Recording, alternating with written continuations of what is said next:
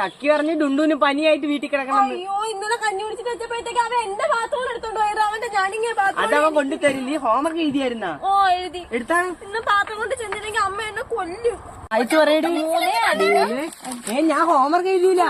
പിന്നെ എഴുതാം. അപ്പുറത്തെ ക്ലാസ്സിലെ വീണാപ്പിയോസും പുതിയ പാട്ട് പുസ്തകം കൊണ്ടുവന്നു. ഞാൻ പോയി 2 സിനിമ പാട്ട് എഴുതിട്ട് തരാമേ.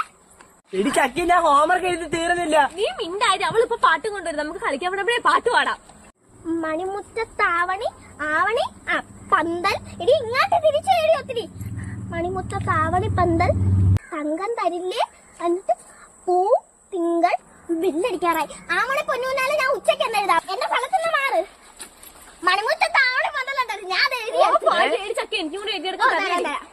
മണിമുറ്റത്താവണി പന്തൽ വേലാപ്പു പോലെ അണിയാര ചക്കി പറഞ്ഞു.